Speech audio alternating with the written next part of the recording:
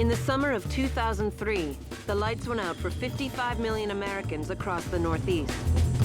Watch Dogs was perhaps the only real surprise to come out of last year's E3. The vertical slice on display at the show was technically stunning, but more importantly, it showcased a host of novel systems that suggested tons of new ways to interact with the teeming open world. Given Ubisoft's proven ability to create precisely these sorts of game environments, it's natural that our imaginations were stirred by the possibilities. So how is it all going to work? We're as eager as you are to find out. From what we already know, the game plays heavy on themes of vulnerability and surveillance. In this hyper-connected near future, everyone appears to be an open book, just waiting to be hacked and exploited. Here are our best guesses as to how it'll all work.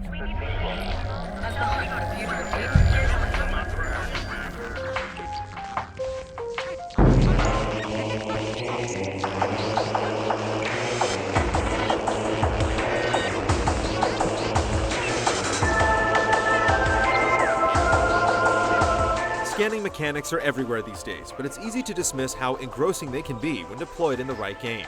Metroid Prime, released in 2002, is responsible for defining the way that scanning mechanics are broadly employed today, and it's probably the best example of the idea. More so than any recent game in the series, Metroid embraced the feeling of alien isolation that we fondly attribute to it. Heavy-handed exposition in the form of dialogue sequences and cutscenes would have cheapened the experience, but it's hard to argue that this finely crafted world wouldn't have benefited from some context. It was scanning mechanics to the rescue. In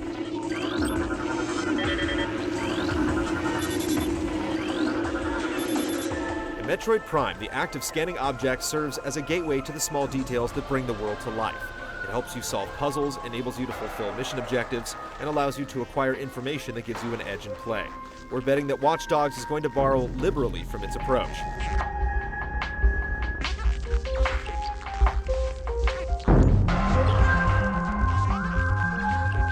In the E3 demo, we see protagonist Aiden Pierce getting into all manner of mischief by means of his handheld device, which he uses to snoop on bystanders, as well as subvert their gadgets. It's already evident many of the non-player characters you encounter will have information you can tease out if you bother to look. Furthermore, the E3 demo makes clear how Aiden can utilize this information to pursue mission objectives, much in the same way that Samus uses data from scans to affect her environment. What's most interesting to think about is how Aiden's ability to glean his target's most intimate details could affect the way Watch Dogs' missions and side objectives are structured. It's easy to imagine some immensely cool side missions that involve tracking down multiple targets with a specific profile, say hunt down all the phishing scammers in District X.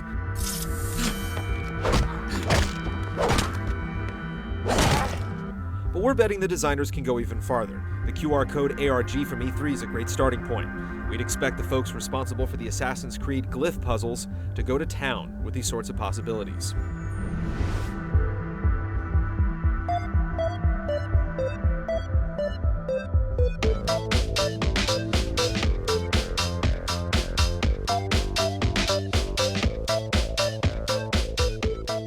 Ghost Trick's core conceit is complex, and on its face, difficult to recruit as an analogy to a game like Watch Dogs. You play a ghost who possesses mundane objects in order to right various wrongs. You go about your work by harnessing the mundane properties of these objects, like, say, extending an umbrella or opening a refrigerator door, to effect more complex interactions in the game world. Ultimately, it all comes down to perfect timing and proximity. Getting stuff done in Ghost Trick's elaborately constructed stages requires precision and cunning to get you close enough to the tools required to fulfill your objectives.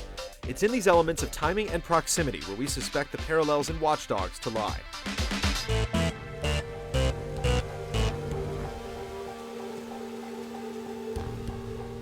In the E3 demo, we see Pierce hacking city infrastructure to turn the tides in his favor.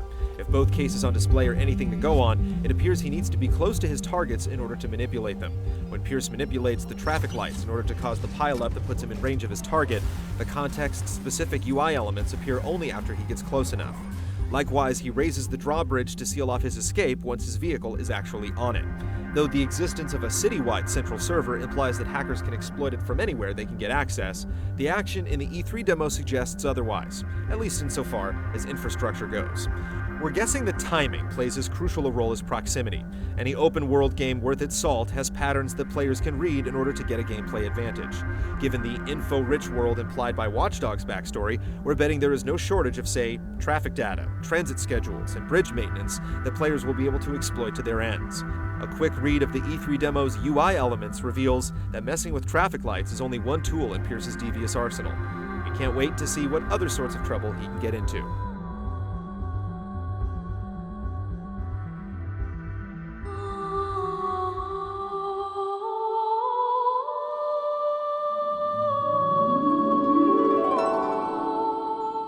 We apologize for the $5 word.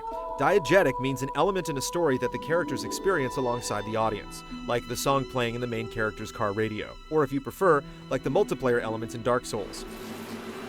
Hello! As a game, Dark Souls manages to check off all the required multiplayer boxes. You can co-op and you can PvP. However, these elements never come at the expense of the game world's cohesion. Every online interaction comes with a plausible in-game context, sometimes at the cost of the player's convenience. Some of the most interesting and gratifying multiplayer elements take deliberate effort to engage, for the sake of the game world's integrity. It's as foolhardy as it is admirable. Squad, we got shots fired with multiple casualties. Suspect is in view.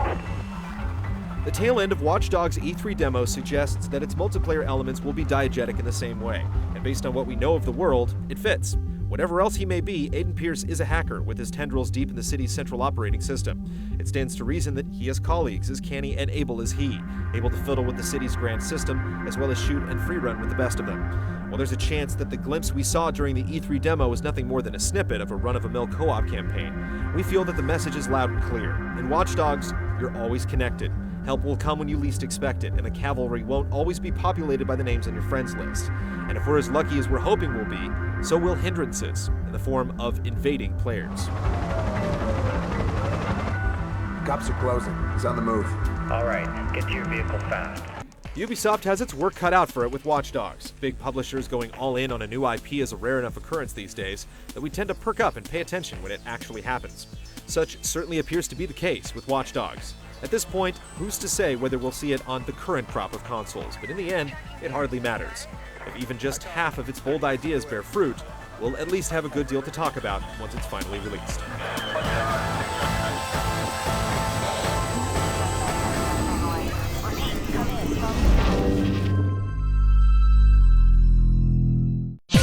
See this and other GT shows and game reviews on the GT Originals iOS app, available now on the App Store.